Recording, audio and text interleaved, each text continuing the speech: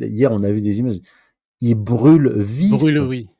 Ouais. des enfants. Je veux dire, ces gens-là sont en train de nous ramener à une époque archaïque où on sacrifie les enfants. Chers auditeurs, vous écoutez Radio 22, là où les faits parlent d'eux-mêmes, pas de fioritures, que de la vérité. Bonjour à tous et bienvenue pour un entretien qui s'annonce exceptionnel. Aujourd'hui, je suis très heureux de recevoir Youssef Idi sur Radio 22 pour parler de son livre Comprendre le conflit israélo-palestinien aux éditions Contre-Culture. Et on va évidemment rebondir sur l'actualité au Proche-Orient. Bonjour Youssef, comment ça va? Bonjour Marcel, ça va bien. Merci, merci pour l'invitation. Bah écoute, c'est vraiment un plaisir, vraiment un plaisir. Alors, on va attaquer direct. Alors, première question, pourquoi ce livre et à qui il est destiné? Alors pourquoi ce livre? Parce que le massacre à Gaza, le génocide à Gaza et les yeux du monde sont rivés sur ce qui se passe, en Palestine. Alors il fallait écrire un livre, court qui retrace l'histoire de ce conflit et même au-delà du conflit, hein, historiquement, pour, amener le public vers la compréhension des tenants, des aboutissants de ce qui se passe actuellement. Parce que, le problème que posent les médias, chaque fois qu'il y a un événement, ils focalisent sur l'événement. Il y a pas de profondeur historique, il y a pas d'explication, il y a pas de pédagogie. Ils commencent l'histoire au moment de l'événement. Voilà. C'est comme le 11 septembre, 7 octobre. donc là, avec et aussi le 7 octobre. Donc le conflit aurait commencé le 7 octobre. Les Palestiniens se seraient réveillés un matin en se disant: «Tiens, on va massacrer des juifs, les juifs sont des victimes et par conséquent, ils ne feront que se défendre quand ils exterminent une partie, enfin, quand Israël extermine une partie de la population de Gaza». Et je rappelle que les véritables chiffres aujourd'hui sont les suivants: entre 190 000 et 200 000 morts, d'après le Lancet, pas 40 000, hein, le compteur là, bloqué depuis 6 mois, là, Ouais, ils sont 40 à 000 morts. 50 000, je crois, ouais, ouais. Non, non, en fait, on parle de morts avérées, on parle pas des disparus, etc. Et d'ailleurs, c'est recoupé par des militaires, des spécialistes de la question, qui calculent le nombre d'obus et l'ampleur de la destruction des infrastructures civiles, sachant que 80% des infrastructures civiles ont été détruites. Donc là, donc on est autour donc de 200 000 morts en un an sur une population de 2 millions de personnes. Donc ça veut dire qu'on a 10% de la population de Gaza qui a été éliminée. Donc il fallait écrire ce livre parce qu'il n'existe pas de livre équivalent. Les livres sur la Palestine, bah, je vais vous montrer, hein, c'est des livres comme ça, hein. Henri Laurent, là c'est le, là c'est le tome 5, là c'est le tome 4, et Oui, oui, j'ai vu, il y en a d'autres. mais Voilà. j'ai fait mes recherches, par rapport à ça. C'est vrai que je me suis dit: Voilà. «Il y en a, il y en a pas» et c'est vrai Il y a que des gros celui pavés. d'Henri Laurence, c'est, 4 200 pages, hein, sur 5 tomes et tu en as pour, Voilà. 250 €, voilà. Voilà, donc il y a plein d'autres livres. Bref, même les livres qui traitent de la séquence la plus récente sont souvent, des gros livres, ou alors quand ce sont des petits livres, ils traitent pas de toute la période de conflit, même au-delà. Mon livre commence en 1870 et se termine en 2024. Ouais. Les livres courts traitent de périodes beaucoup plus réduites, ou alors ils traitent certains aspects du conflit. Il n'y a pas, en tout cas à ma connaissance, en langue française, un livre court qui retrace tout le conflit et qui peut se lire en quelques heures, parce que les gens n'ont pas le temps. Les Oui. gens n'ont pas le temps de lire, ils ont très peu de temps pour lire, et donc ce livre-là permet en un après-midi d'avoir une idée claire du conflit. Voilà. Bah, alors pour le coup, c'est vrai parce que moi je l'ai lu, 2 fois et on apprend beaucoup de choses. Vraiment, on apprend beaucoup de choses, on a toute la chronologie. Enfin, si vous voulez vraiment, comprendre le conflit, il faut vraiment acheter le livre. C'est vraiment un condensé, puissant, accessible à tous, une arme intellectuelle, hein, pour mettre à terre, toute la propagande, qu'on subit et ce sont des faits, quoi. C'est faut dire, ce sont des faits, quoi. C'est pas des suppositions ou quoi que ce soit, ce sont des faits et c'est vraiment impressionnant. C'est vraiment impressionnant et puis on Merci. comprend aussi, bah, la violence. Il y a une violence, il y a pas de limite. Enfin, on va vraiment en parler, on va en parler. Alors, c'est vrai que dans l'inconscient collectif, la colonisation, des Juifs en Palestine est souvent, perçue comme ayant commencé après la Seconde Guerre mondiale en réponse à la Shoah. Alors mais tu soulignes, hein, que le phénomène, est bien antérieur. Tu peux nous en dire plus? Oui, alors, d'abord, ce qu'il faut savoir, c'est que les premières colonies, les premières implantations de juifs, européens en Palestine commencent, se mettent en place dans les années 1860-1870. Ça s'accentue un peu plus dans les années 1880 et ainsi de suite. Et là, ça s'accentue véritablement pendant et après la Première Guerre mondiale. Et les Palestiniens, toutes confessions confondues, accueillent sans problème ces réfugiés juifs, sans Mmh mh. problème. Mais il commence à y avoir des heurts au début des années 1920 parce que le comportement des juifs ashkénazes qui arrivent d'Europe commence à changer, le projet sioniste commence à s'affirmer. On a des discours, un discours en particulier de Chaim Weizmann, qui était à la tête de l'organisation sioniste mondiale à la conférence de Versailles en 1919, où il dit clairement que le projet, c'est de créer un État juif exclusif avec une immigration d'environ 70 000 juifs par an sur un tout petit territoire, créer des écoles, une langue juive, etc., etc. Donc là, les Palestiniens comprennent qu'il s'agit d'un projet colonial et qu'ils vont être dépossédés de leurs terres.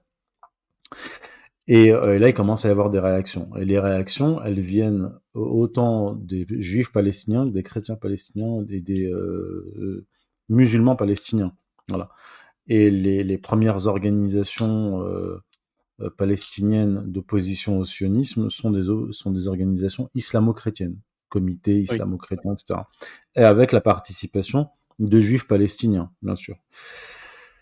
Et là, l'immigration s'accentue plus encore dans les années 1930, au point où les Palestiniens sont obligés d'organiser des groupes, des milices, pour empêcher l'immigration illégale juive, donc qui arrive par les côtes de Palestine, parce qu'il y a une immigration légale. Quand je dis légale, c'est autorisé par le mandataire britannique, hein, pas par les Palestiniens, et illégale, non autorisée par le mandataire britannique. Donc les Palestiniens commencent à s'y opposer. S'ajoute à cela la politique du mandataire qui avait promis la création d'un État palestinien à l'époque des accords Sykes-Picot et de découpage du Proche-Orient, promesses non respectées. Et donc, les révoltes se multiplient. Donc là, il y a la fameuse révolte de 1929, la révolte de 1936. Et dans cette époque-là, dans les années 1930, l'agence juive, qui sert en fait de sorte de gouvernement juif du foyer national juif avant la création de l'État d'Israël, commence déjà à organiser l'épuration ethnique. Il la prépare en amont, en faisant des cartographies des différents villages, etc., cartographie topographique, etc. Donc il se prépare déjà à une épuration ethnique. Et donc dans les années 30, ça se met en place. Les Britanniques, entre 36 et 39, écrasent la révolte palestinienne. Ils expulsent les dirigeants du Haut Comité arabe, donc qui était en fait une sorte d'autorité palestinienne de l'époque. Et les Britanniques donc, vont faciliter la tâche aux sionistes qui vont commencer l'épuration ethnique à partir de décembre 1947. Donc les Palestiniens font face à deux forces.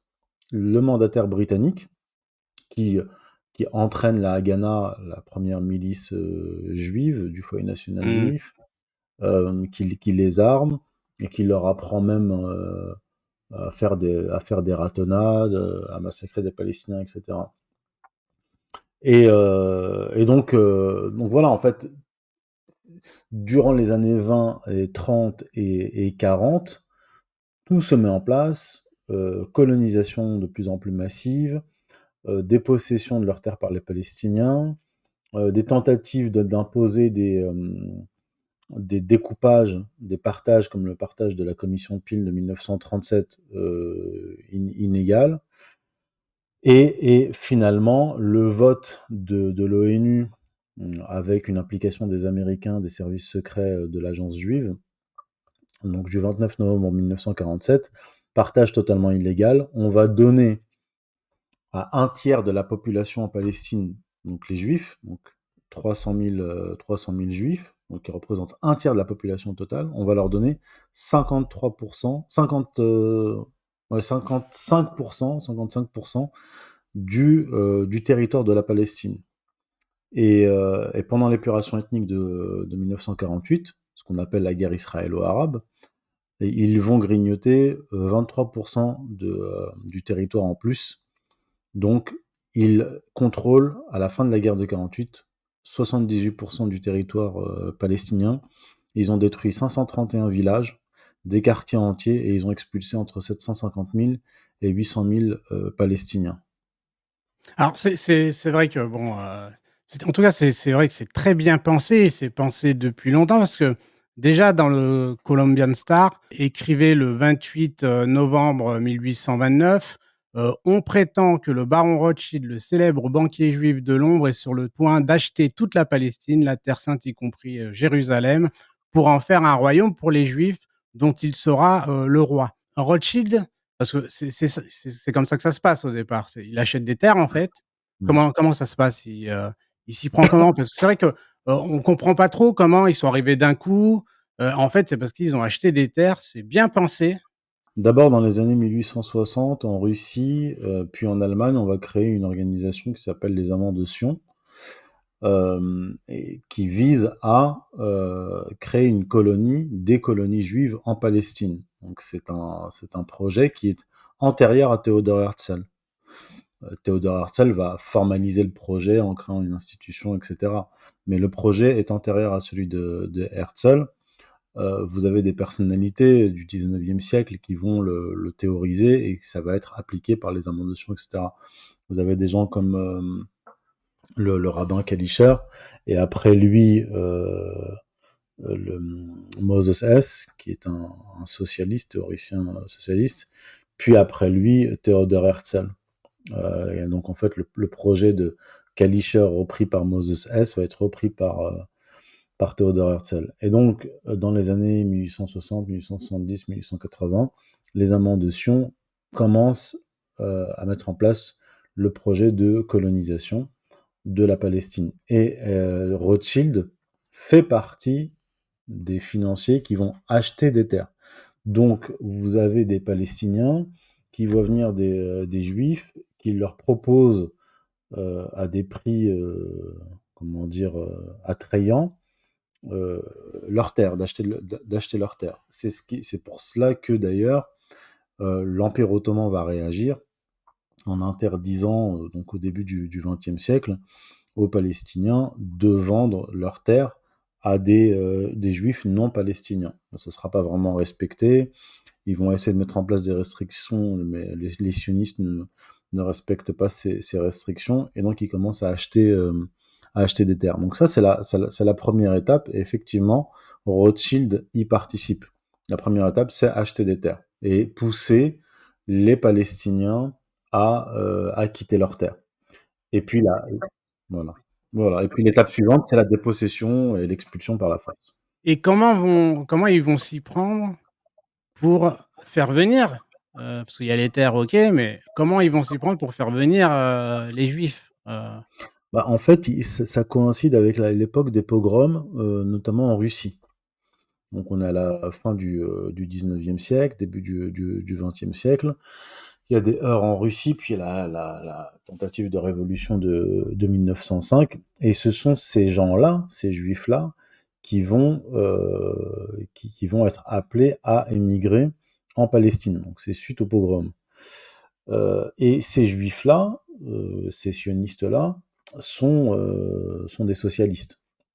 D'ailleurs, le mouvement sioniste autour de Ben Gourion, qui est majoritaire, est un mouvement socialiste. Je le dis souvent, le sionisme est au départ, quand il se concrétise, hein, pas antérieurement, parce que j'ai consacré un autre ouvrage aux origines messianiques du sionisme, là c'est pas le sujet, quand il se concrétise, c'est un mouvement national et socialiste. Il est nationaliste et socialiste. Voilà. Et, et donc, ces juifs-là, d'Europe centrale, d'Europe de l'Est, sont des socialistes. Et donc, le projet sioniste va prendre un habillage socialiste dans un premier temps. Et c'est pour ça que vous allez même trouver des penseurs juifs comme Martin Buber qui sont à la fois sionistes et socialistes. Beaucoup sont de gauche.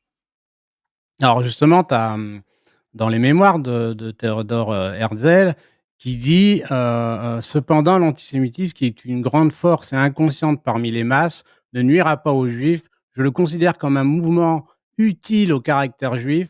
Au début, nous serons soutenus par les antisémites à travers une recrudescence des persécutions, car je suis convaincu qu'ils ne s'attendent pas à un succès et qu'ils voudront exploiter leur conquête». En fait, en gros, ce qu'il dit, c'est que, grâce à l'antisémitisme, heu, les gens vont pouvoir se débarrasser des juifs, dans leur pays, quoi. Donc il se Oui. sert Mmh, mmh, quelque part, il se sert de ça mmh. pour faire venir, Oui, parce que comment dire?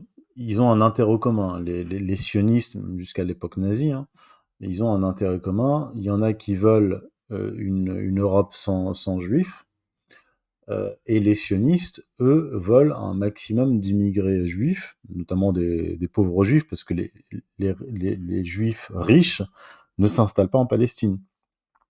ouais. Ils s'installent, en Europe de l'Ouest, puis, à l'époque nazie, ils s'installent, en Angleterre et aux États-Unis. Ils vont pas en Palestine. C'est les pauvres qui sont envoyés en Palestine. Donc ils ont un intérêt commun, effectivement. Les antisémites ne veulent pas de juifs en Europe et les sionistes veulent un maximum de juifs en Palestine. Donc ils vont collaborer. Mmh. Et tu parlais tout à l'heure de l'Empire ottoman. C'est vrai qu'ils ont pas, forcément réagi parce que, bon, normalement, c'était interdit, bon, ça s'est fait. Est-ce que, ils sous-estimaient le projet sioniste? Est-ce qu'ils se rendaient compte de ça ou Alors, c'est pas qu'ils le sous-estimaient parce qu'à un moment donné, il y a eu une demande faite directement par Théodore Herzl à Abdülhamid II, qui était le sultan, ottoman D'accord, à l'époque. Et alors ça, j'ai pas rapporté dans ce livre-là, je crois, mais je l'ai rapporté dans un autre. Et donc il lui demande, et il lui propose de laisser la Palestine aux Juifs, donc créer un foyer national juif, en échange de la suppression de la dette de l'Empire ottoman. Et Abdülhamid II refuse. Il dit que cette terre ne lui appartient pas, elle appartient aux Ottomans, donc aux Turcs musulmans, qu'il ne la donnera pas, qu'ils ne l'auront que sur la vivisection de son empire. Donc il dit ça, je crois qu'on est en 1904, hein, très peu de temps avant la mort de Théodore Herzl. D'ailleurs, même Herzl demande au pape Pie X de lui apporter son soutien, apporter un soutien au projet sioniste, et il refuse. ils refusent, oui. Il refuse parce qu'il lui dit: «Vous n'avez pas reconnu le Christ, nous ne vous reconnaîtrons pas. Voilà. Nous ne pouvons pas». Donc, et c'est la Première Guerre mondiale, en fait, qui va changer la donne. Mmh. C'est la Première Guerre mondiale qui va entraîner, donc les sionistes vont entraîner les Britanniques dans une guerre contre les Ottomans pour les chasser de Palestine. On connaît l'histoire. Alors, dès 1920, Israël a pour projet, de s'approprier, le sud Liban et le Golan et ainsi prendre le contrôle, des eaux du fleuve de Litanie et des sources du Jourdain. Alors on parle ici, de 1920, il y a plus de 100 ans, mais Mmh. c'est totalement, d'actualité aujourd'hui. Alors pourquoi Israël veut absolument contrôler, le fleuve de Litanie au Liban? Quelles sont les raisons réelles derrière tout ça? Alors il y a 2 raisons. Il y a bien sûr, la volonté de créer de contrôler les eaux. Ils en ont besoin. On peut dire que c'est une géopolitique de l'eau. Mais au-delà de cela, pour eux, ça correspond à la promesse, biblique. Puisque, au-delà même du passage de la Genèse où il aurait été promis à Abraham par Yahvé, toute la terre, du Nil à l'Euphrate, On a d'autres passages plus précis, notamment dans le livre de Josué, on a donc les conquêtes, et là, on a véritablement le nom des villes conquises, qui doivent être conquises et qui appartiennent au peuple juif. Et donc, les sionistes, les chefs sionistes de l'époque, je parle de Ben Gourion par exemple en 1918, dans un livre coécrit en yiddish, dit très clairement, donc l'État d'Israël n'existe pas encore. En 1918, le foyer national juif n'existe même pas encore. Il a été Il créé dit au alors mandat. Ben Gourion, il Voilà, dit, voilà. heu, Ben Gourion a inclus dans les frontières du futur, État hébreu, toute la Palestine, le sud du Liban jusqu'au fleuve, Litanie, une partie, du sud de la Syrie, une grande partie de la Jordanie et la péninsule, du Sinaï. C'est ça? Oui, voilà. Et il n'est pas le seul à le dire. Le rabbin Fishman le dit, donc le membre du parti, du mouvement national religieux à l'Agence juive, le dit à l'ONU en 1947. Ils le disent tous. Ben Mmh. Gourion, Menachem Begin, Jabotinsky, etc. Ils ont tous en tête les mêmes futures frontières de l'État d'Israël. C'est le Grand Israël. Mmh. Donc ce sont les frontières bibliques. Alors on va nous dire, oui, mais Jabotinsky, Ben Gourion n'étaient pas croyants. Oui, mais leur projet politique a une source biblique. Pour eux, la Bible, c'est un cadastre. C'est même un manuel politique. Et c'est un Mmh. projet politique. Donc, que l'on soit croyant ou pas, il y a beaucoup de juifs qui ne sont pas croyants, mais qui prennent très au sérieux la Bible hébraïque et qui leur sert pas seulement dans le domaine, dans le sionisme, mais dans d'autres domaines, qui leur sert de manuel, voilà, de manuel de combat, de manuel politique. Et donc oui, Ben Gourion n'était pas croyant, il était socialiste, mais pour lui, la Bible hébraïque était un cadastre. Oui, c'est vrai que le projet, messianique existe, hein, même s'il y a des difficultés à en parler. D'ailleurs, on a l'un des rares, sur les plateaux TV, c'est, Dominique de Villepin, hein, qui ose et dira: «Il est possible de critiquer le sionisme messianique et le gouvernement d'extrême droite sans être antisémite». Alors parce que bon, il doit se défendre des accusations, d'antisémitisme, contrairement à 2 anciens, premiers ministres israéliens comme, Ehud Barak ou Olmert, où il parle carrément de gangs messianistes pogromistes. Ah, je veux dire les mecs ils y vont. Et là c'est très étonnant parce que ça veut dire qu'en Israël, c'est plus facile de parler, du messianisme qu'en France. Et comment on peut expliquer ça? Bah, d'abord parce que quand on est juif, on a une sorte de tampon de validation, et donc qui permet de critiquer le judaïsme en son sein, le sionisme et Israël. Voilà, donc en fait, d'une certaine façon, les non-juifs ont totalement intégré le concept de peuple élu. C'est-à-dire Mmh.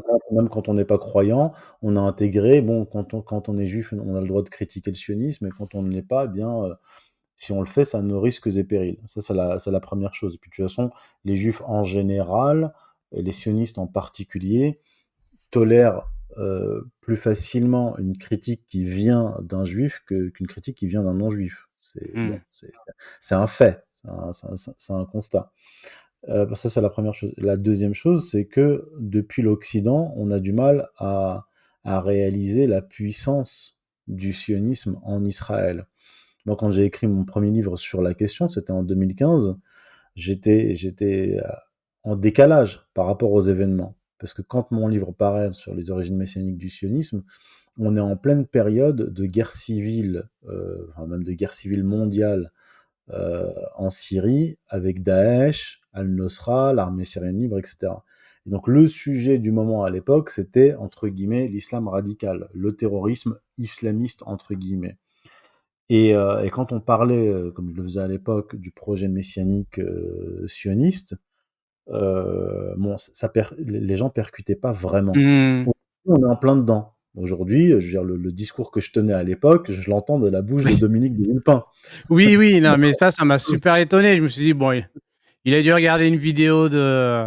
Bon, il Non, devait être bien être au courant aussi, mais bon. c'est pas ça, c'est que par exemple, vous avez en 2013 un livre de Charles Anderlin que je cite d'ailleurs, qui s'appelle Au nom du temple, qui parle de la puissance des messianistes en Israël. Moi, mon travail à l'époque était autre, parce que le travail de Charles Anderlin est un travail plus journalistique qu'historique, bien qu'il soit historique, mais c'est sur une période courte. Il montre comment Israël, donc l'État d'Israël actuel contemporain, s'est transformé en État messianiste dans une période courte. Moi, mon travail, c'est pas ça.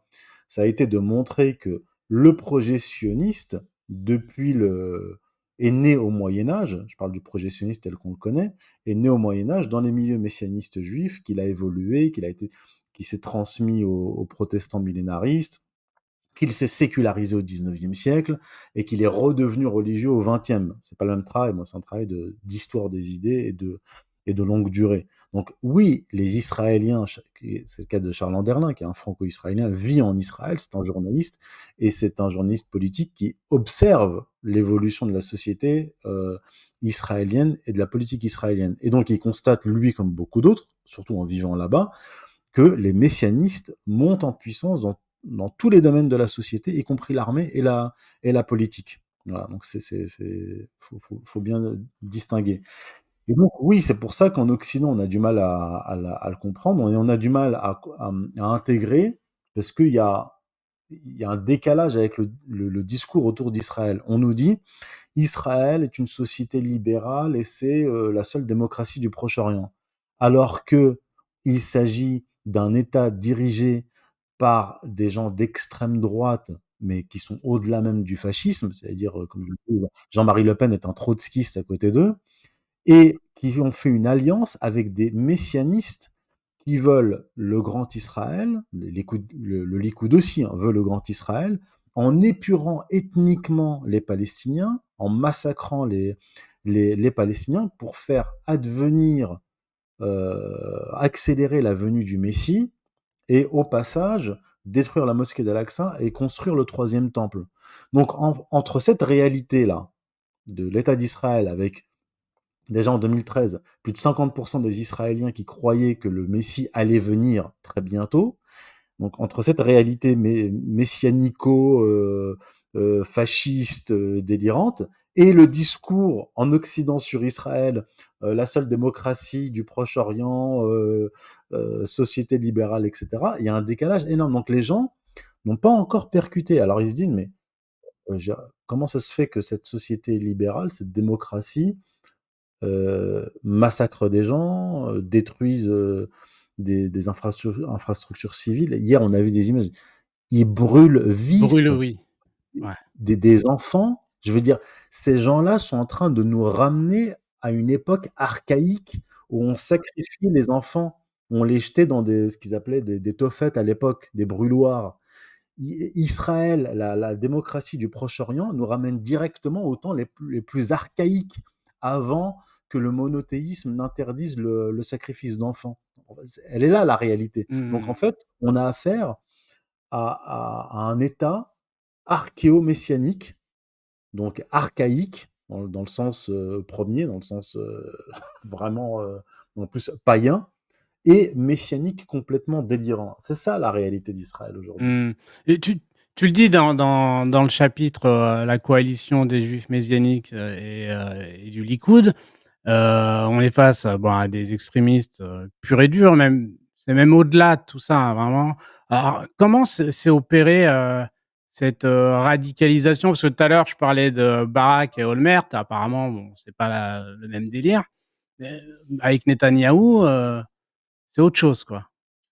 Heu, En fait, bon, très souvent, les historiens, à juste titre, disent bon, il y a eu une transformation à partir du lendemain de la conquête de 1967. C'est-à-dire la conquête de Gaza, de la Cisjordanie et de Jérusalem par les sionistes durant la guerre de 67, et la prise de contrôle de l'esplanade des mosquées, qu'ils appellent le mont du Temple.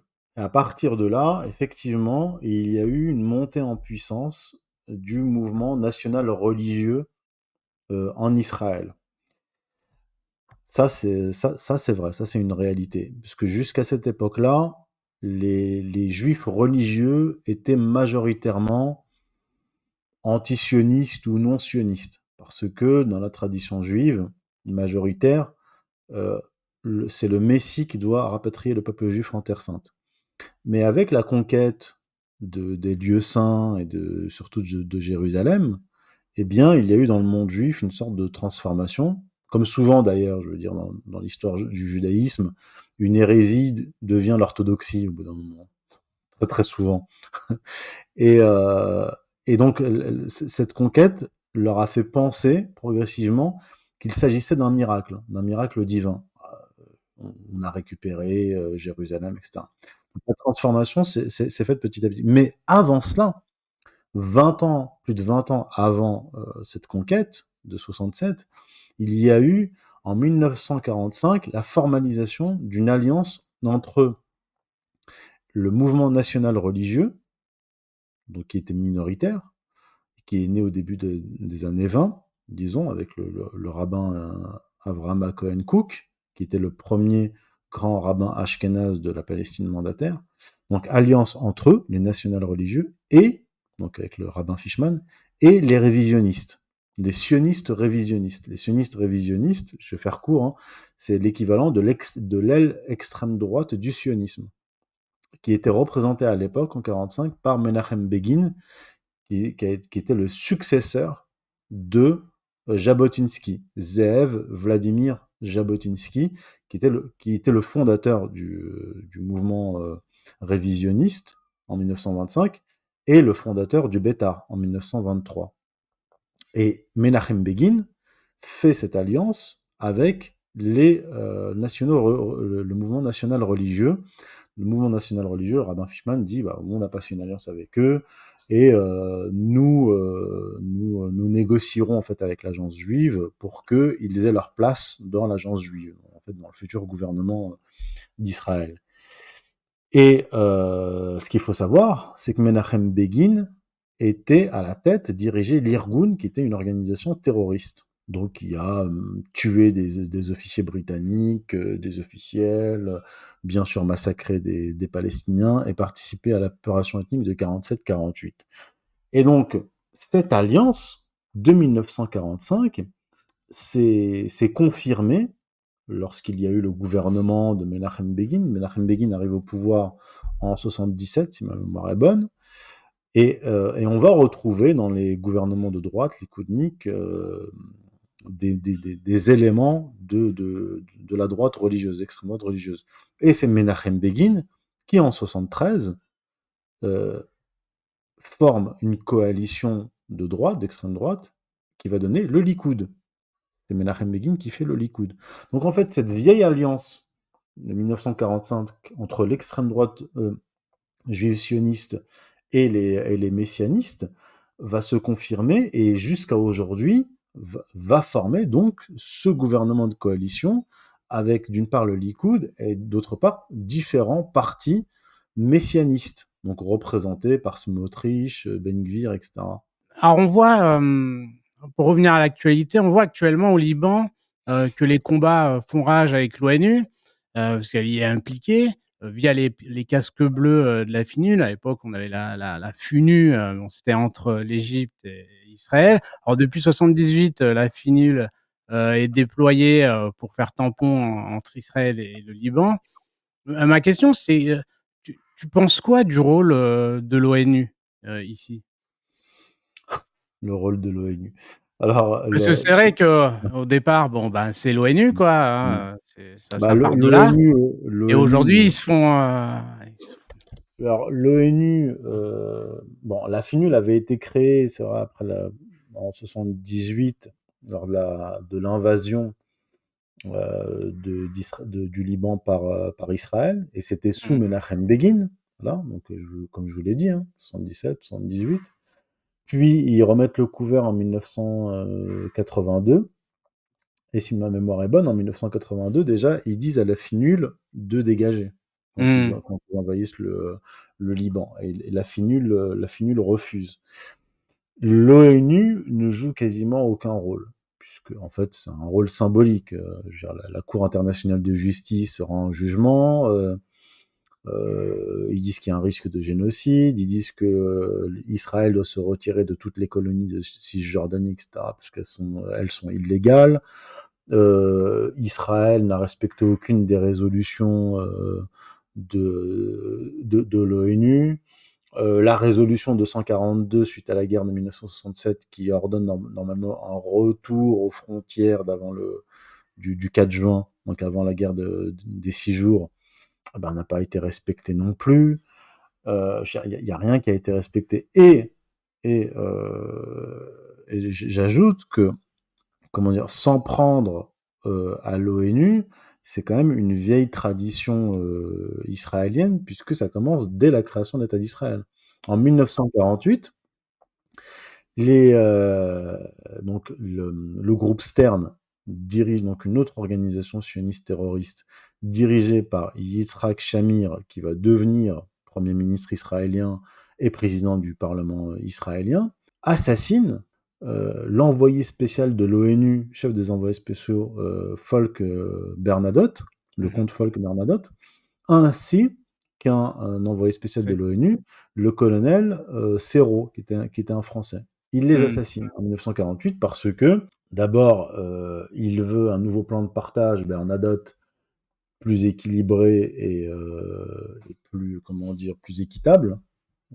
Et donc ça, il le refuse. Ils ne veulent pas perdre le Negev qu'on leur a donné, les Israéliens. Et il est pour un plan de retour des réfugiés, conformément au droit international. Donc il est éliminé. Donc, je veux dire, Israël, depuis le début, utilise l'ONU quand ça l'arrange, c'est-à-dire le vote du plan de partage, et assassine des envoyés de l'ONU, viole les résolutions de l'ONU quand ça ne va pas dans son sens. On l'a bien vu. On a vu l'ambassadeur d'Israël à l'ONU déchiqueter la charte de l'ONU à l'Assemblée générale, là, il y a quelques mois.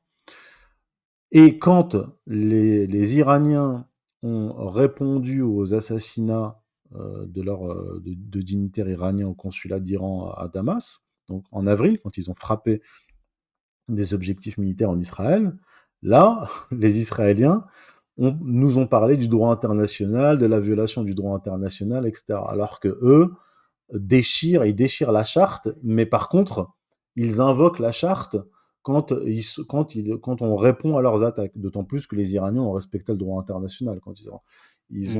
ils ont frappé Israël. Bref, je referme la parenthèse. Et on interdit, le secrétaire général de l'ONU, Antonio Guterres, pour sa De se rendre. condamnation trop faible, Mm, mm. contre l'Iran. Heu, Il est mais interdit de territoire, il n'a pas le droit de se rendre en Israël. il a pas le droit de se rendre en Israël. Mais il y a vraiment parce que c'est une guerre, contre, la Palestine, contre l'Iran, contre la Syrie, contre, le Liban, mais c'est une véritable guerre, contre, l'ONU quoi, contre, l'UNRWA aussi. Je veux Mm. dire, il se passe des choses assez, incroyables quoi. Je veux dire, tous les bâtiments de l'UNRWA, sont et c'est là où on se dit: «Mais que font les pays quoi?» C'est l'ONU. Enfin, je sais pas si Ouais, ça sert trop à quelque chose quoi, mais il tue des membres de l'UNRWA, il tue des médecins de Médecins sans frontières, il tue des journalistes, je crois plus de 170 journalistes, il tue des activistes d'ONG qui viennent pour donner des repas aux Palestiniens, ils ont tué un fonctionnaire français du ministère des Affaires étrangères à Gaza. Oui, enfin, je veux dire, pour comprendre cette attitude, vous lisez le livre de Josué. Vous prenez la Bible hébraïque, vous lisez le livre de Josué, il est écrit, tu ne laisseras pas âme qui vive, tu passeras tout au fil de l'épée, hommes, femmes, enfants, bétail, et tu brûleras les villes. Parce que c'est Yahvé qui les a élevés au rang de peuple élu. Mais en fait, ce qui est dingue, c'est que les dirigeants occidentaux, les États occidentaux, ont intégré ça. Ils ont intégré que c'était le peuple élu, donc que les Israéliens représentaient le peuple élu, et qu'ils sont au-dessus du droit international, puisque ils ne sont soumis qu'à la loi de Yahvé. Et je ne parle pas de la loi divine, tu ne tueras point, etc. Parce que oui, tu ne tueras point, d'accord, les 10 commandements, mais je vais dire, vous lisez le Deutéronome et le livre de Josué, c'est tu tues tout le monde. Tu tues tout le monde. Donc tu ne tueras point, en fait, ça, comme l'avait souligné Jean Solaire, ça ne s'applique qu'aux enfants d'Israël. Hein. enfant d'Israël, tu ne tueras pas un enfant d'Israël. Mais là, ce qu'on voit à Gaza, c'est l'application du livre de Josué. Et les dirigeants occidentaux ont totalement intégré cela. Alors ils ont intégré, mais ils ont intégré, oui, ça veut dire qu'ils soumettent, mais ils pourraient réagir. On voit quand même 2-3, il y a le 1er ministre espagnol, qui s'énerve un peu, mais ça bouge pas. Il pourrait y avoir des sanctions. On l'a vu en Russie, hein, ça a été vite fait, Mm. ça a été costaud, mais Mais c'est qu'est-ce pas qui possible. décide des... Ouais, mais qu'est-ce qui décide des sanctions? Ce sont les Américains. Or, les Américains et les Israéliens ont une communion de pensée, une communion idéologique religieuse. Leur référence, c'est l'Ancien Testament, c'est la Bible hébraïque. Les Américains se considèrent eux aussi comme un peuple élu, une nation messianique. Ils considèrent les autres comme des sous-hommes et ils les traitent comme des sous-hommes. Donc l'État d'Israël et les États-Unis, c'est le même combat. Suprémacisme, génocide des Indiens, c'est ce que j'appelle le ségrégationnisme dans les relations internationales. Donc c'est tout, enfin c'est logique. Et puisque le monde occidental, enfin l'Europe est soumise aux États-Unis, d'une certaine façon, bah, ils sont soumis les pays occidentaux à la loi de la Bible hébraïque. Hein, ils sont soumis au livre de Josué d'une certaine façon. Voilà. Mmh. C'est les Américains nous disent Israël c'est le peuple élu, nous sommes derrière eux, vous êtes nos vassaux et vous obéissez. Enfin, je veux dire, c'est très facile à comprendre en fait Oui, quand on voit oui, la oui. hiérarchie. Mm. Oui, alors justement, on parlait des États-Unis. Alors, il y a un passage assez stupéfiant et totalement ignoré du grand public. On se rend vite compte qu'il s'agit plus simplement, ou seulement plutôt, de colonisation, mais ça prend des proportions mondiales à travers le pouvoir d'influence concernant l'entrée des États-Unis lors de la Première Guerre mondiale, sous l'influence de l'avocat juif Louis Brandeis, avec alors président de la Cour suprême des États-Unis, le rabbin Stephen Wise, cofondateur de la Fédération sioniste de New York et président du Congrès juif américain. Alors, tu peux nous en dire plus sur cet événement? C'est intéressant, vraiment intéressant. Alors, durant la Première Guerre mondiale, les Britanniques sont sur le point de perdre face aux Allemands. Et à ce moment-là, alors là, je l'avais rapporté dans mon premier livre, Occident Islam, tome 1, et ça a été confirmé par la suite par Pierre Hillard dans son livre Atlas du mondialisme, qui rapporte un passage du rapport de la commission Peel, Mmh. où Peel, qui est un haut fonctionnaire britannique, confirme ces faits. Voilà les faits. Donc les Britanniques sont en passe de perdre. Des membres de l'organisation sioniste allemande donc, se rendent en Angleterre. Ils proposent au cabinet de guerre britannique la chose suivante. Nous pouvons pousser les États-Unis dans une guerre, enfin, entraîner les États-Unis dans cette guerre pour vous soutenir, pour vous sauver, en échange de quoi vous, les Britanniques, vous attaquerez les Ottomans et vous créerez le foyer national juif. Ils acceptent. Et donc, alors Chaim Weizmann va s'en vanter, puisque Chaim Weizmann a des liens très particuliers au plus haut niveau, notamment avec Lloyd George en Angleterre, puisque lui c'est un chimiste qui a aidé les Britanniques pendant la Première Guerre mondiale, il leur a fait des explosifs, Chaim Weizmann, donc, qui est à la tête de l'organisation sioniste mondiale. Donc lui va se vanter d'avoir des liens, une influence à la fois dans la Russie bolchevique, hein, au lendemain de la révolution bolchevique, et aux États-Unis. Et effectivement, il y a des relais aux États-Unis. Tu as parlé de Brandeis, Stephen Wise et d'autres qui vont pousser le président Wilson à entrer dans cette guerre. Et effectivement, les Britanniques vont tenir leurs promesses, vont attaquer l'Empire ottoman, avec l'implication de Laurence d'Arabie qui va soulever les Arabes, etc., etc., et qui vont les chasser de Palestine et créer le foyer national juif. Et ça, effectivement, c'est documenté. Oui, c'est documenté, c'est dans le comme tu l'as rapporté, la commission Peel, c'est rapporté par le premier ministre, Lloyd George, donc Mm. oui, ce sont des faits, c'est assez incroyable, Oui, par Lloyd George lui-même le dit, et puis c'est oui, oui, rapporté par le oui, rapport oui. Peel, oui. Donc, chose promise, chose due, hein, viendra, la déclaration, de Balfour. Alors, heu, on parle de déstabilisation du monde, par le sionisme. Alors, je me rappelle que The Guardian avait, piégé l'Israélien, Tal Hanan, qui s'était entouré d'agents du Mossad et manipulé, 33 élections, dans le monde. Alors, c'est d'ailleurs ici qu'on apprenait que l'agence israélienne diffusait de fausses informations aux Français via, l'aval, de BFM TV, avec la fameuse affaire, Rachid Mbarki. Alors c'est une spécialité, des Israéliens, de changer le cours de l'histoire, et de manipuler, l'opinion? Oui, oui, alors ils utilisent plusieurs méthodes, effectivement, les services, leurs services secrets. Ils ont été actifs, notamment, quand il y a eu le vote, à l'assemblée générale en 1947, en faveur du partage. Les Américains étaient impliqués, mais les services, le futur Mossad, en fait, de l'agence juive, qui n'était pas encore le Mossad à l'époque, a été très actif pour faire basculer des pays vers le plan de partage. Par exemple, la France. La France était en fait favorable au départ à ce que voulait le Haut Comité arabe, c'est-à-dire les Palestiniens, un État unitaire, un seul État, avec 7 ministres arabes et 3 ministres juifs. Les sionistes n'en voulaient pas.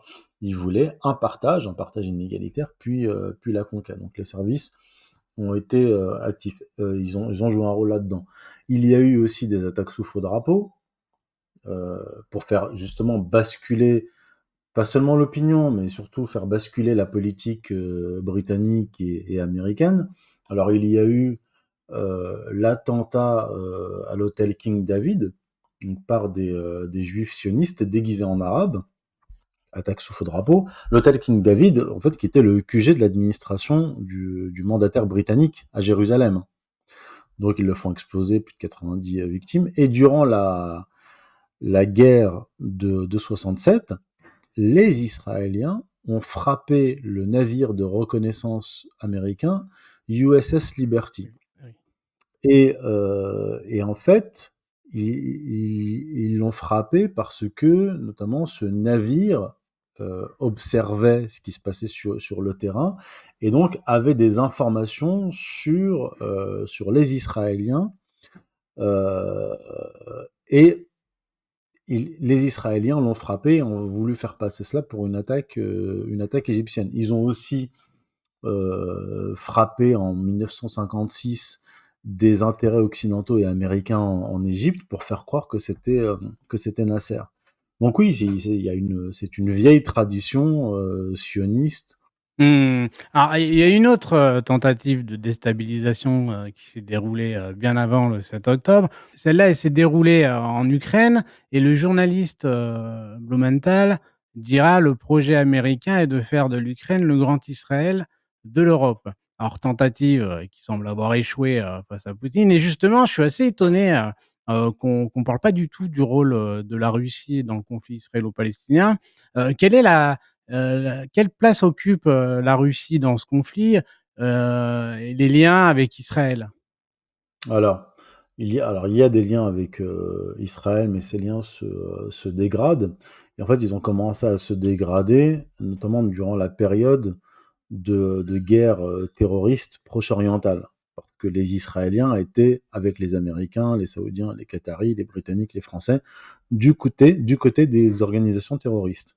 Puisque ces organisations terroristes, comme l'a dit d'ailleurs Wesley Clark, l'ancien commandant suprême de l'OTAN, général américain, il dit: nous avons créé Daesh pour détruire le Hezbollah, pour faire plaisir à nos amis dans la région. Voilà, pour le compte de nos amis dans Oui, la c'est région, à savoir les Israéliens. Donc le rôle de Daesh, des organisations terroristes, était de détruire le Hezbollah, et de détruire l'État syrien, qui était, et qui sont toujours, des verrous de l'expansion israélienne. Dans cette guerre, les Russes ont apporté leur soutien à la Syrie, qui est un allié traditionnel de la Russie. Et donc, dans cette guerre, ils se sont retrouvés opposés aux intérêts israéliens. Et c'est pour cela d'ailleurs que les tensions sont montées entre Israël et la Russie, puisque les Israéliens ont mené une manœuvre en septembre 2018 qui a conduit à la destruction d'un avion militaire russe avec tout son équipage. Ils ont mis en danger des soldats russes puisqu'ils frappaient des régions où étaient postés des soldats russes. Donc Vladimir Poutine a appelé son téléphone, enfin a pris son téléphone pour appeler Netanyahou et le menacer.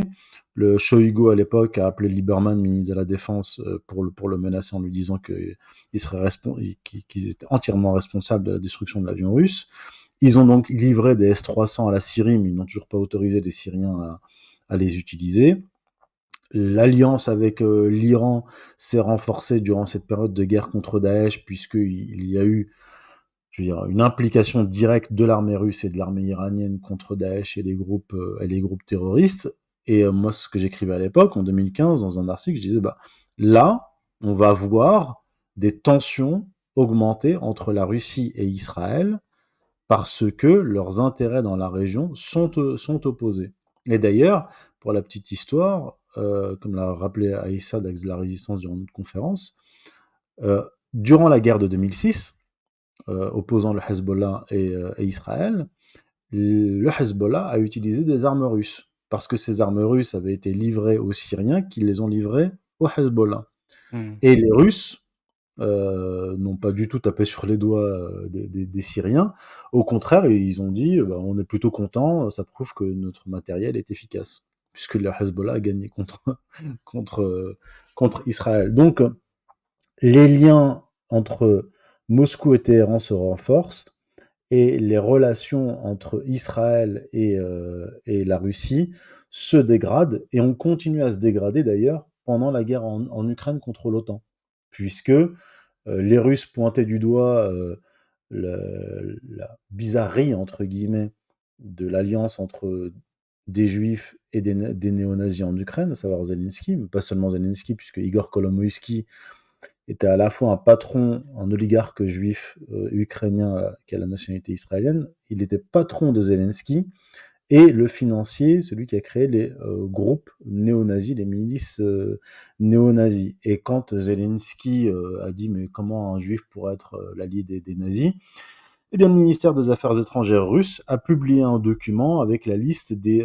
juifs qui ont collaboré avec les nazis euh, durant la Seconde Guerre mondiale, et Lavrov a fait une petite boutade en disant que oui, il me semble que Adolf Hitler a des origines juives. Et là, le ministère des Affaires étrangères israélien est monté au créneau, ils ont hurlé à la mort, etc. Ils ont parlé d'antisémitisme. Donc ça s'est dégradé plus encore à cause de la guerre en Ukraine. Mais c'est vrai qu'il y a eu, l'ambassadrice d'Israël en Russie avait demandé à la porte-parole, du ministère russe des Affaires étrangères, Maria, Zakharova, de condamner la première frappe, de l'Iran, sur Israël, et Zakharova a eu ces mots: «Simona, rappelez-moi quand Israël a condamné au moins une frappe du régime de Kiev contre les régions russes. Vous ne vous souvenez pas, moi non plus». Une fin Euh, de non-recevoir, qui veut tout dire. ouais, Et même Poutine avait, même comparé le siège de Gaza, par Israël ouais. à celui de Leningrad par les nazis. Heu, Oui, c'est oui, causé. D'ailleurs, il y oui, a eu, il y a eu, comment dirais-je? Un événement. Il y a eu la première attaque, de l'Iran, sur Israël du 13 au 14 avril, 2024, puis le 2 octobre 2024 avec les fameux 250 missiles. Mais ce qu'on dit pas, c'est qu'après l'assassinat de Nasrallah à Beyrouth, le premier ministre russe, Mikhail, Mishustin, s'est rendu à Téhéran, rencontrer le président iranien, Massoud Pezeshkian, la veille de cette attaque, vraiment la veille. Alors c'est un hasard du calendrier ou une possible coordination entre l'Iran, la Russie contre Israël? Parce qu'en plus, l'attaque, les attaques iraniennes, moi ça me fait beaucoup penser, à la Russie qui cible. C'est vrai qu'il y a peut-être la guerre en Ukraine, mais on n'entend pas, qu'il y a eu tant de morts, comme il y en a à Gaza. Tu vois? C'est très ciblé, c'est propre, on va dire. C'est vraiment propre, hein. Ce que voulaient faire, les États-Unis en Irak, apparemment, c'est pas vraiment ça, c'est pas très chirurgical, mais eux, ils sont arrivés. Et alors, est-ce que ça ressemblait un peu, je trouve, donc est-ce qu'il y oui. a pas un accord qui est s'est pas passé quelque chose? Alors, il y a deux choses. Il y a eu, même avant la visite du Premier ministre russe, il y a eu dès le lendemain, quand je dis le lendemain, c'est pas le jour d'après, Mais juste après l'assassinat d'Ismaël Haniyeh, le chef du bureau politique du Hamas à Téhéran, il y a eu, je crois même 2 visites de Shoigu, qui était ministre de la Défense et qui est maintenant à la tête du Conseil de sécurité russe. Il s'est rendu par 2 fois à Téhéran, très certainement pour négocier, pour discuter avec les Iraniens pour qu'ils repoussent leur attaque, ou pour mettre en place une coordination et une préparation des frappes contre Israël. On ne sait pas exactement ce qui s'est dit, parce que parallèle, les Américains ont demandé aux Iraniens de repousser leur punition contre Israël en échange d'une négociation pour un cessez-le-feu. Mais quoi qu'il en soit, de toute façon, il y a une coordination militaire entre les Russes et les Iraniens depuis la guerre contre les groupes terroristes. Avant même cette guerre, les Russes avaient livré, enfin les Iraniens avaient acheté des missiles S-300, donc des missiles antimissiles. Ils ont été livrés. Il y a eu une suspension à l'époque Medvedev, et quand Poutine est revenu à la présidence, il a signé la livraison des missiles. Et là, on attend quand même confirmation. Mais récemment, il y aurait eu une livraison de missiles S-400, donc un système antimissile plus performant encore. Et très bientôt, il devrait y avoir la signature d'un accord d'assistance mutuelle entre l'Iran et la Russie. Donc la coordination militaire, elle y est. Maintenant, par rapport aux frappes, le fait de viser des objectifs militaires, c'est pas seulement dû à la collaboration entre l'Iran et la Russie. En fait, on voit s'opposer 2 visions de la guerre. En fait, les Iraniens et les Russes sont dans une conception traditionnelle de la guerre. Et en fait, les Occidentaux ont oublié cela. Mais la guerre, en fait, c'est l'opposition, c'est la confrontation entre 2 États, 2 armées, qui se font la guerre en dehors, du Civil. secteur civil. Voilà. On ne vise pas la population civile. Maintenant, des civils morts en Ukraine, il y en a eu. Oui, C'est clair, il y en a eu, mais ils n'étaient pas visés. Bon, il y a eu, notamment, de toute façon, il y a eu des systèmes antimissiles ukrainiens qui sont retombés oui, dans les agglomérations, etc. Bref, on va pas faire le décompte. Mais il y a eu beaucoup plus de morts civiles à Gaza en un mois, c'est-à-dire en un mois, qu'en Ukraine pendant 2 ans de guerre. Donc c'est une façon de faire la guerre qui est totalement différente. Et les Occidentaux, en fait, ont intégré la guerre thalassocratique, en fait, la guerre des Américains, des Anglo-Américains, des Israéliens, qui visent les populations civiles, comme les embargos, les sanctions économiques. Les sanctions économiques visent principalement la population civile. C'est une guerre menée contre les civils. Les Iraniens et les Russes sont des États continentaux, des États terrestres classiques qui mènent des guerres classiques. Donc quand ils frappent des objectifs militaires, les Occidentaux sont étonnés. Oh, il n'y a pas eu de civils qui sont morts. Parce que pour les Occidentaux, mener une guerre, c'est tuer des et tuer des civils. Non, civils, non, oui, c'est ça. la guerre, c'est pas ça. Voilà. Il y a eu, 2 réponses militaires de l'Iran, sur Israël, et ce dernier, il a pas répondu. Alors, pourquoi? Pourquoi il y a pas eu de Alors réponse? pourquoi? Très certainement à cause des Américains. Parce que les Israéliens, contrairement à ce qu'on nous raconte, la fable, heu, Israël n'est pas une puissance régionale autonome. Israël n'est une puissance régionale que parce qu'il y a les Américains derrière. Donc, mener des frappes contre l'Iran, ça implique nécessairement, d'entraîner les États-Unis dans ces frappes et éventuellement dans une guerre contre l'Iran. Donc les Américains, aujourd'hui, et même depuis maintenant des années, font tout pour éviter une guerre contre l'Iran, parce que ça ne correspond pas à leurs intérêts. Donc il y a bien sûr le lobby pro-israélien aux États-Unis, dans l'État profond, qui pousse les États-Unis dans une guerre contre l'Iran. Mais il y a aux États-Unis d'autres forces, c'est pas des gentils et des méchants, hein, je répète, il y a d'autres forces de l'État profond qui ont d'autres objectifs stratégiques. Il y en a qui visent la Russie, d'où la guerre contre la Russie. D'autres qui disent non, la priorité c'est de contenir la Chine. C'est pour ça qu'en fait il y a une dichotomie dans la politique américaine. Ils contiennent la Chine et en même temps ils font la guerre à la Russie, ce qui est totalement stupide Ouais. sur le plan stratégique. Et il y en a d'autres, donc les sionistes, les pro-israéliens, qui veulent attirer les États-Unis dans une guerre au Proche-Orient. Et les États-Unis veulent d'autant plus éviter une guerre aujourd'hui contre l'Iran qu'ils ont une élection dans quelques semaines. Donc l'administration américaine actuelle, donc démocrate, n'a absolument pas besoin, ne veut pas déclencher une guerre contre l'Iran à quelques semaines des élections américaines. Parce que sinon, je veux dire, Donald Trump dira ah bah vous voyez, les démocrates nous entraînent dans une troisième guerre mondiale. Parce qu'une guerre contre l'Iran, ça veut dire frapper des objets. L'Iran répondra en frappant des objectifs, les intérêts américains dans la région. Ils ont même dit qu'ils frapperaient des champs pétrolifères jusqu'en Arabie Saoudite. Ils peuvent bloquer le détroit d'Ormuz où passe 80-85% du pétrole mondial, faire flamber le prix du pétrole. Euh, je veux dire, inflation, hyperinflation. Enfin, je veux dire, à quelques semaines des élections américaines, ce serait catastrophique. Mais en Donc même les temps, ils jouent Américains ne veulent dessus, pas. les Israéliens, en même temps, ils jouent dessus parce qu'ils savent que c'est les élections.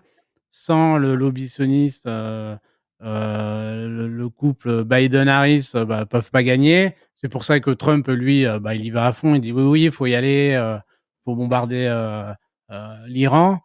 C'est fait exprès que ça se passe un peu dans cette période, on va dire. Oui, mais les Américains depuis le début du massacre, livrent des armes et des munitions aux Israéliens. Mmh. Et ils mettent à la disposition des Israéliens leur système antimissile, bon, qui n'a pas bloqué grand-chose dernièrement. Et là, ils envoient des hommes et des missiles antimissiles américains en Israël pour bloquer comment dire, pour protéger Israël en cas d'une nouvelle attaque iranienne. Mais les Américains ne veulent pas s'impliquer directement. Mais du côté israélien, oui, il y a une volonté d'entraîner les Américains dans un nouveau conflit, dans cette période-là, avant les élections, avant novembre, mais bon, c'est pas la première fois qu'ils essayent. Voilà. En tout Oui, cas, les oui. Américains veulent éviter. Mais il y a peut-être aussi une crainte, des États-Unis. Parce que c'est comme ça que je le vois, enfin, bah, c'est les États-Unis avec Israël et la Russie avec l'Iran, c'est la possible, 3e guerre mondiale, tout simplement. Personne n'a envie d'aller vers une Oui, oui, 3e guerre mondiale, quoi. Donc oui, oui, c'est ça, d'autant plus que les Américains s'essoufflent dans la guerre contre la Russie en Ukraine. Je veux dire, ils sont. La guerre d'attrition, qui est une guerre d'attrition visant les hommes, les militaires, mais aussi les appareils militaro-industriels, a mis en évidence que les Américains, même les Occidentaux en général, n'arrivent pas à suivre la cadence. Ils n'arrivent pas à produire suffisamment d'obus euh, pour mener la guerre contre la Russie. Donc, ouvrir un nouveau front au Proche-Orient contre un allié de la Russie, ce serait une défaite assurée. ouais. Ils ne peuvent pas mener une nouvelle guerre sur un nouveau front, là, les Mmh. Américains. Alors, dans ton livre, tu mentionnes, que dès, les années, 1920, on voit émerger des organisations, terroristes sionistes comme le Bétar, l'Irgun ou, la Haganah, qui commettent des assassinats et des attentats. Alors c'est paradoxal aujourd'hui, Israël, et même les pays occidentaux dénoncent le terrorisme. Alors dis-moi si je me trompe, mais, l'État sioniste s'est lui-même construit, sur la base, du terrorisme. Mmh. En fait, l'État, le foyer national juif s'est constitué sur le terrorisme, avec les organisations sionistes, comme j'ai dit, qui ont tué des Britanniques, qui ont mené des attentats contre les intérêts britanniques, qui ont frappé des chemins de fer, des trains, des officiers, le QG de l'administration britannique, et qui ont massacré des Palestiniens à tour de bras et qui ont détruit des villages entiers. Donc l'État d'Israël s'est constitué sur le terrorisme et sur l'épuration ethnique.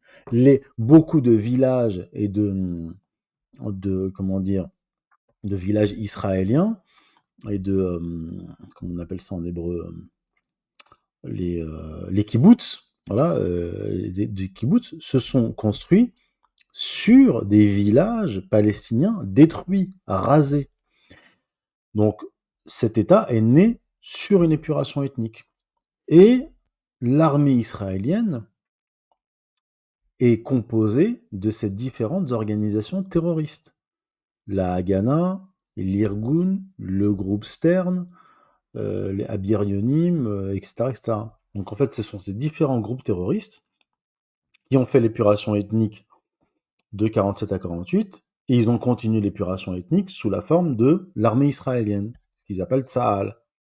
Donc en 48, après mai 48, ils ont réuni ces groupes-là, ils ont constitué l'armée israélienne, qui a continué à faire ce que les groupes terroristes faisaient. L'armée israélienne est une organisation terroriste, parce que même aujourd'hui, ils continuent. Ils continuent le terrorisme, c'est-à-dire massacrer des populations civiles, les terroriser et les génocider.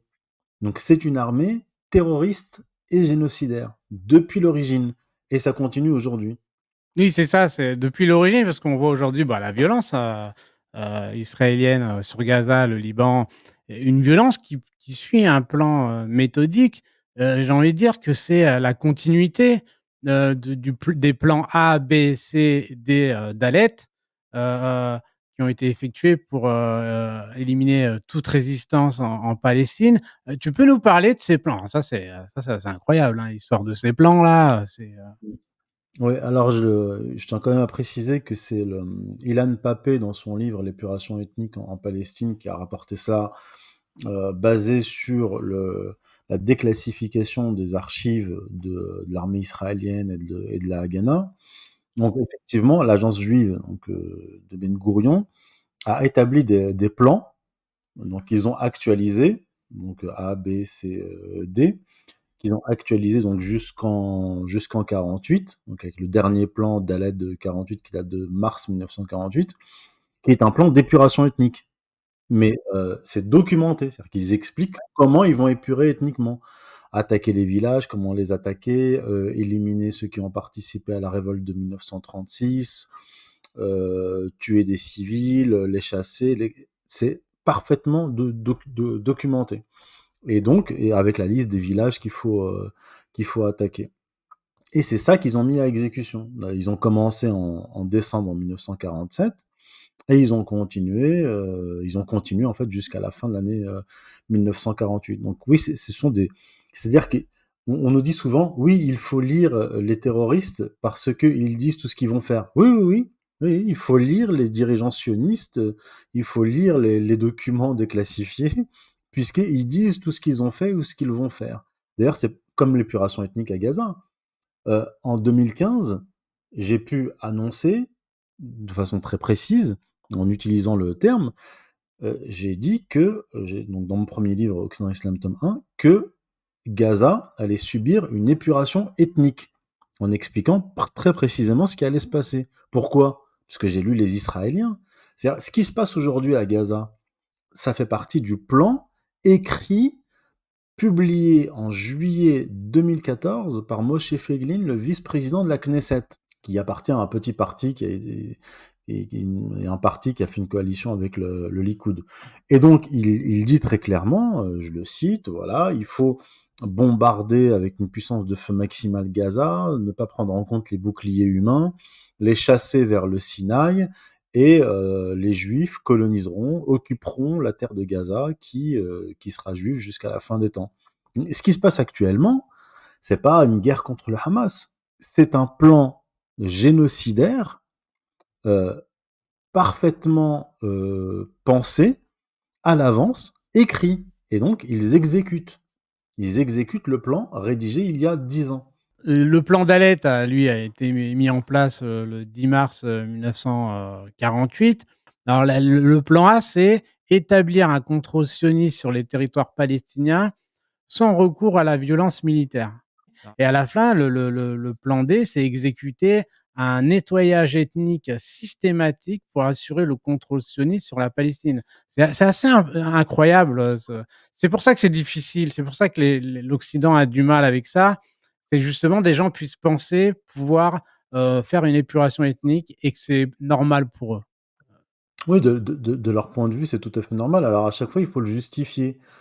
Quand, ils ont commencé l'épuration ethnique en décembre, 1947, ils ont expulsé 70 000 Palestiniens.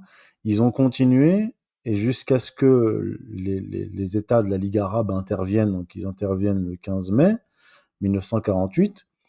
Fin avril, donc début mai 1948, les sionistes avaient déjà expulsé 250 000 Palestiniens.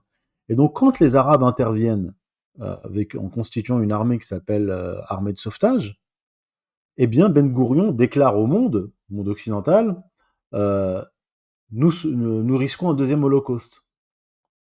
C'est un deuxième holocauste. Parce qu'en fait, les Arabes réagissent. Ils se font massacrer, ils se font expulser. Oui, oui, oui. Et donc les autres Arabes viennent à leur secours. Et là, Ben Gourion dit ah, c'est un deuxième holocauste. Donc le fait de dire ça, eh bien, lui donne le prétexte pour poursuivre et accentuer l'épuration ethnique. Et en fait, c'est toujours la même chose. Toujours. C'est un peu comme les Américains avec le 11 septembre. C'est, ah, on a subi le 11 septembre, eh bien, je veux dire, on va détruire l'Irak, détruire l'Afghanistan, et ainsi de suite. Et pareil avec le 7 octobre. Le 7 octobre, ah, c'est le plus gros pogrom depuis la Seconde Guerre mondiale. Il faut faire quelque chose, on doit se venger, on doit protéger Israël. Et donc, là, ils massacrent 200 000 Palestiniens, ils détruisent 80% des infrastructures civiles et ils tentent de les expulser vers le Sinaï. Voilà. Donc, à chaque fois, il faut trouver un prétexte. Bah, tu parlais de Ben Gourion en 48. Alors, il y a une phrase, c'est excellent, en même temps, c'est très triste, mais bon, il dit, «Je pense que majoritairement les masses palestiniennes acceptent la partition comme un fait accompli et ne croient pas possible d'empêcher ou de la rejeter. La grande majorité ne veut pas se battre contre nous». Alors ce qui est dingue, c'est qu'il dit ça, mais en fait, il dit ça parce qu'en gros, il se demande comment il va réussir à les énerver pour que Mm. les gars, se rebellent et s'arment pour ensuite justifier une riposte, massacrer et conquérir du territoire, quoi. Donc à chaque fois, c'est la même chose. C'est-à-dire, ils poussent les gens à bout pour qu'ils réagissent et pour ensuite, bah, surréagir et dire: «Bon, bah, voilà, vous avez bien vu, ils nous ont attaqués, donc faut qu'on y aille, quoi». C'est un plan, enfin, Exactement. c'est machiavélique, quoi. Exactement, parce que c'est ce qu'il dit en privé. Il dit ça en privé dans son journal à ses ministres, ses collaborateurs qui vont devenir ministres. Il dit effectivement, oui, enfin, je veux dire, les Palestiniens veulent la paix, ils veulent pas se battre, comment on va faire?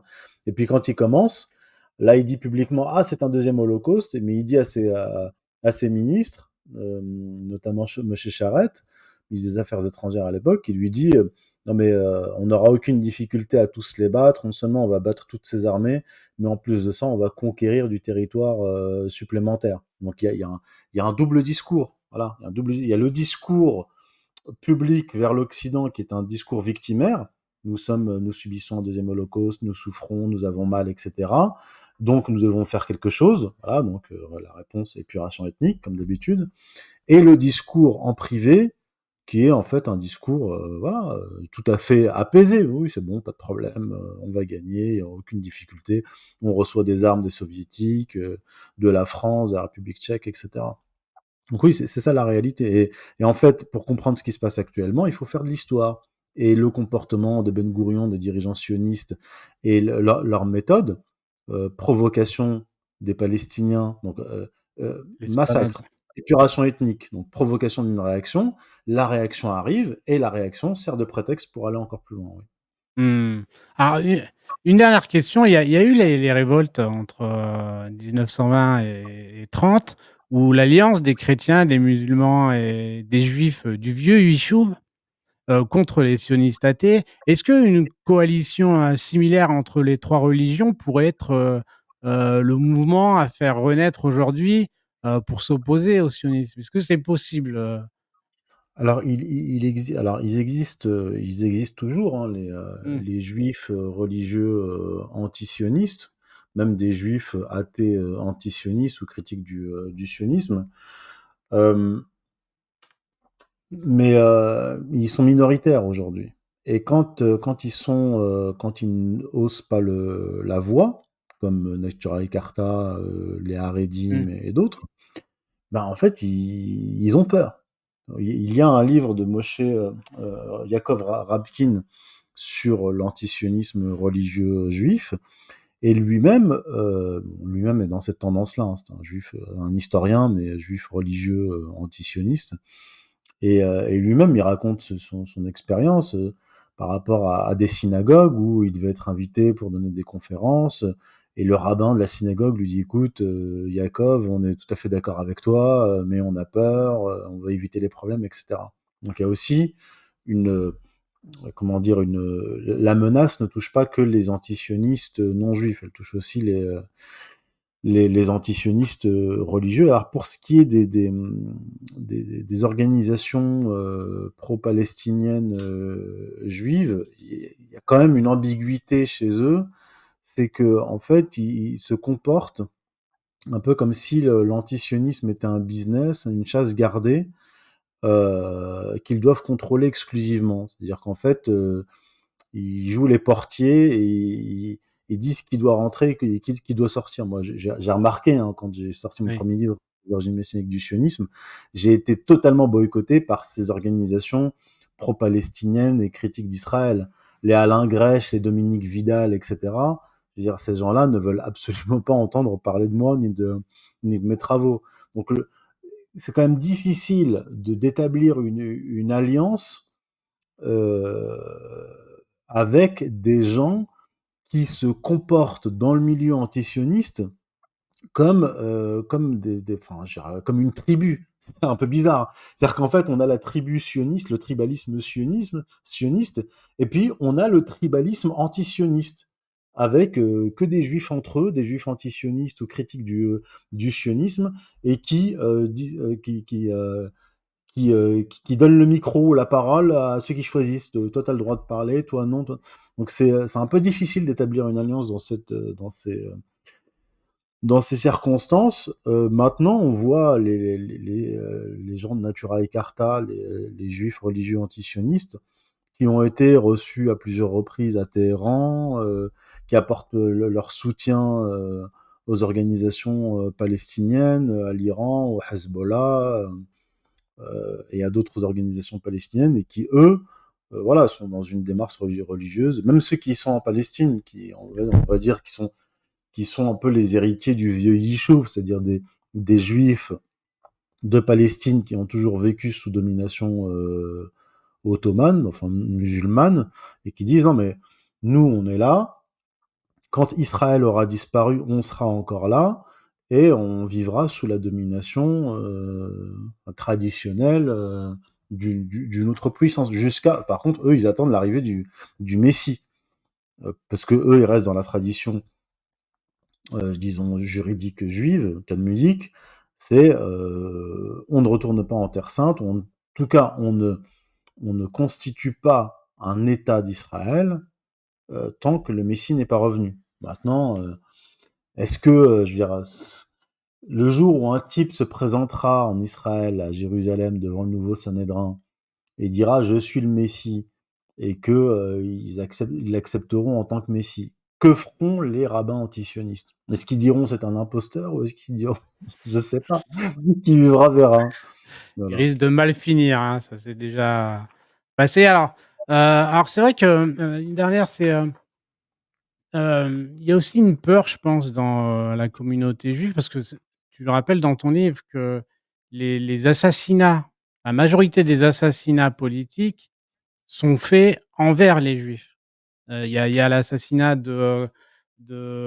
par la Haganah de Jacob Israël Diagne, qui lui est arrivé, hein, en Israël, il était, pro-sioniste. Bon, il est reparti, totalement, contre, quoi, il est assassiné. Il y a aussi cette peur, je pense parce que, bah, ils connaissent un peu le milieu. Donc oui, il y a aussi cette peur parce que la jonction, elle a l'air beaucoup plus simple à faire entre les chrétiens et déjà, bon, c'est pas si simple que ça, contre les chrétiens et les musulmans.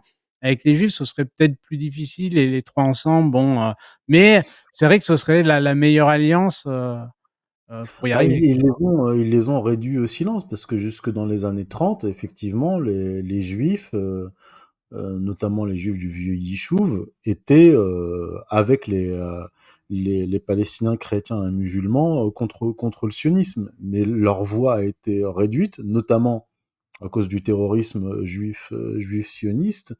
Et, et aujourd'hui, mais bon, je veux dire, aujourd'hui, il y a en Israël encore des organisations de gauche pro-palestiniennes, etc. Ils existent, mais ils sont quand même minoritaires et de plus en plus minoritaires dans un État qui est contrôlé par le Likoud et les messianistes.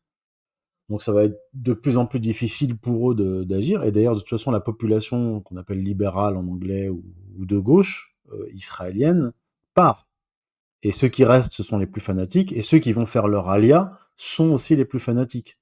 Donc plus le temps va passer, plus ça se radicalise, plus ça devient violent, et plus la société, société israélienne va se radicaliser. Mais bon, il faut le dire, oui, il y a toujours des juifs, religieux ou athées, qui sont pro-palestiniens, qui sont très critiques vis-à-vis d'Israël, etc. C'est pas nous qui le rejetons, c'est surtout plutôt eux qui rejettent ceux qui ne sont pas tout à fait alignés sur leur discours antisioniste. Mmh. Bon, Voilà, donc il y a une alors réforme à faire de leur côté. oui aussi. Alors chers amis, l'émission, touche à sa fin. Alors je vous rappelle, le livre, «Comprendre le conflit israélo-palestinien», disponible pour 13 €, hein, vraiment pas cher, pour le coup, Ouais. c'est que pourquoi le 13 €? C'est vraiment pour que ça soit le moins cher Alors, possible? et le livre est assez court et c'est un prix bas. C'est une volonté de l'éditeur pour, pour faciliter, je veux dire, voilà, faciliter les Popularisé. choses aux lecteurs. Ouais, voilà, pour que Voilà, un pour maximum de lecteurs puissent se le procurer. mmh. Ah, c'est vrai que c'est vraiment un très, très bon livre. Alors en tout cas, si vous Merci. voulez, saisir, la réalité, de conflits et vous forger une véritable, compréhension critique, franchement, achetez-le. Enfin moi je l'ai lu 2 fois. Donc je peux pas faire plus. Non, franchement, c'est génial. J'ai appris beaucoup, Merci. c'est beaucoup plus clair. Voilà, le lien sera sous la vidéo, hein, si vous voulez vous le procurer. Alors on se retrouve Merci. bientôt, sur Radio 22 pour de nouvelles émissions. Aimez, partagez et commentez cette vidéo. Merci, Youssef, d'avoir accepté l'invitation et pour tous Merci ces, à toi. éclaircissements, hein. Vraiment merci beaucoup et de toute façon tu reviendras. Oui, avec plaisir. Voilà. Voilà. Écoute, c'est super. Bah, écoutez, allez, à ciao tout le monde. Ciao. Si vous appréciez cette vidéo et souhaitez soutenir mon travail, vous pouvez faire un don sur Tipeee. Le lien est sous la vidéo. Chaque contribution, même petite, m'aide à continuer de créer du contenu de qualité. Un grand merci pour votre soutien. Allez, à ciao les gars.